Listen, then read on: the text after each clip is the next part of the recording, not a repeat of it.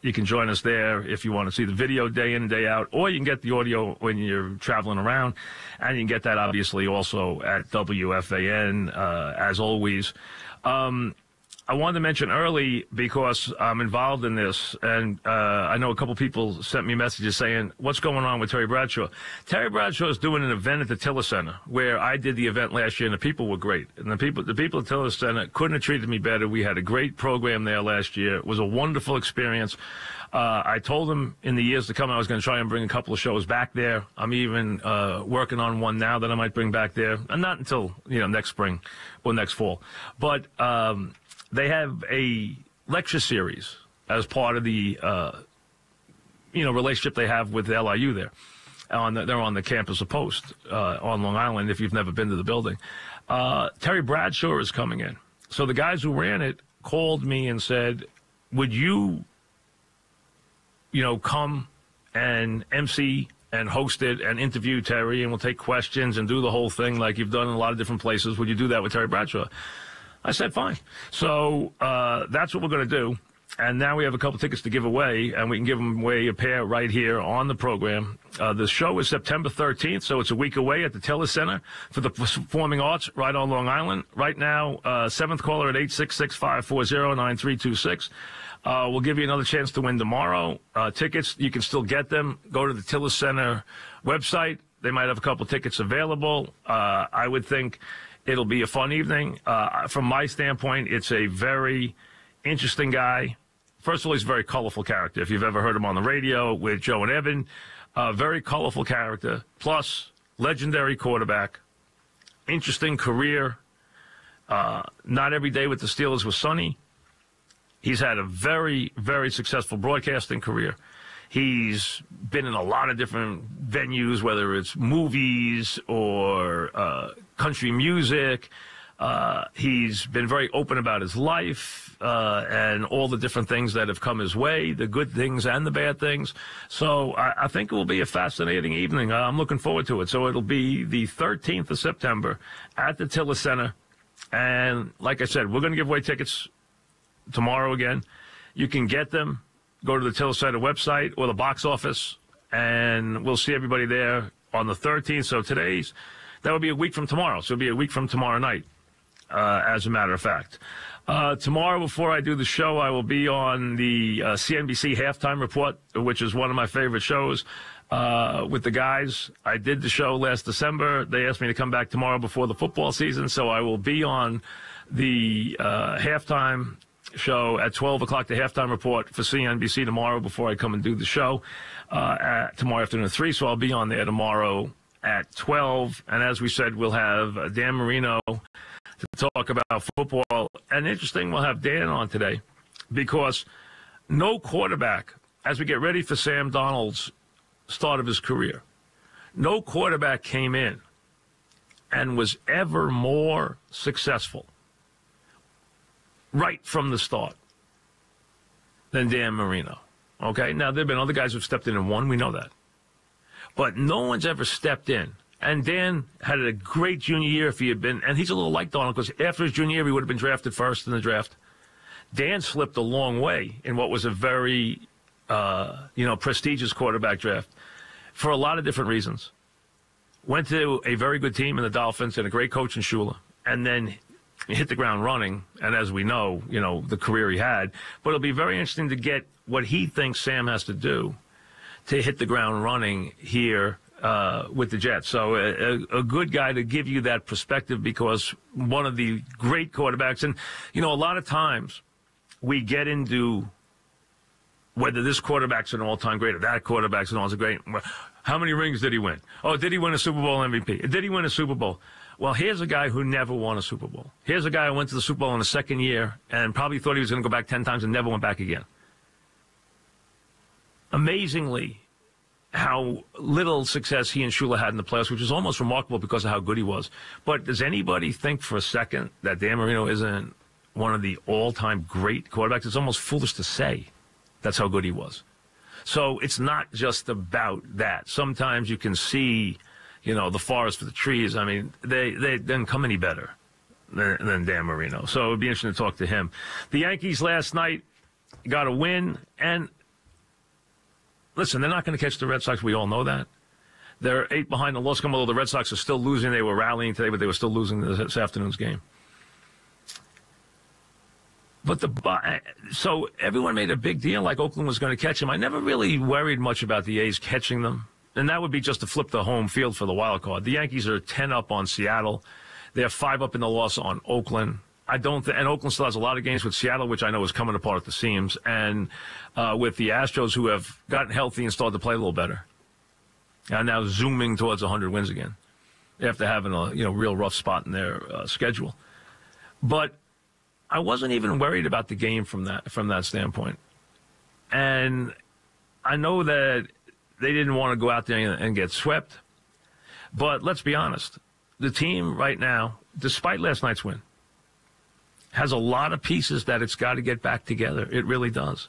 And one of them's tonight with Severino. And getting Judge back and healthy and Didi back and healthy. And, yeah, that was a big hit by Voit. And then, obviously, they got to the bullpen. They got some hits, and they got opened the game up, and they went on to a good win last night to get everybody calmed down, because now they have a 5-game lead again in the loss column. And I think everyone can start to put September in perspective now. The one thing that has happened clearly, and I've been a big Bird supporter, but fair's fair. Voigt's come in and taken his job. I mean, he deserves to play every day. He's earned the right. I mean, he's come in, and here was a guy who came in, no rep, didn't do well the first time, didn't look like he could field the position, wasn't hitting a whole lot, and then came back, and since he came back, he's been tearing it up, and he's gotten a lot of big hits. And he's kind of pumped up the bench, and he's kind of, pumped up the squad a little bit. He's given them a little life. That was a big home run last night. And I know it's tough on Bird, and the Yankees gave Bird a lot of chances.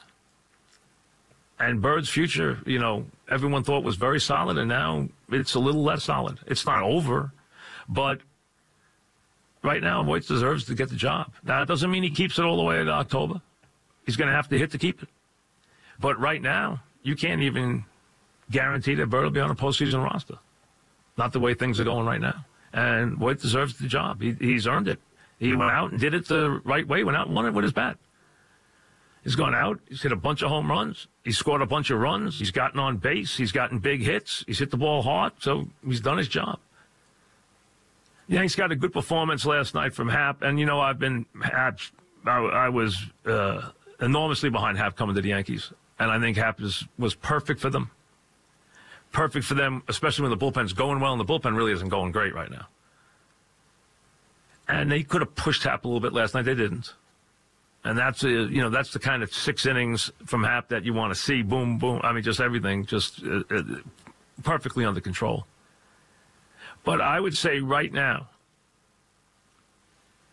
Severino is still the guy who I think, if you ask me today, on the 5th of September, who gets to start in the wild card game, I still think at this moment it is Severino. I would say Tanaka and Happ are about in a flat-footed tie. Now, if it became a lefty-righty thing where the matchup suited one better than the other, then I would look at it. Tanaka's been a very good postseason pitcher. He's been a good big-game pitcher his whole life. So you got to take that into account. So right now, I would say the 3 can be considered, and they can go to any one of them in the last 10 days and groom them to pitch that game. They will have that luxury. And I don't think it will be decided. When I asked Boone this the last time I had him on, he said we will not make that decision until we have to.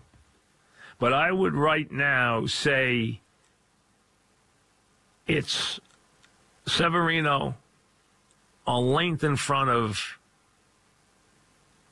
Happ, and Happ is a neck in front of Tanaka, but they're all in the mix. Now, like I said, the team, lefty-righty, comes into play, and any one of the 3 could start the game.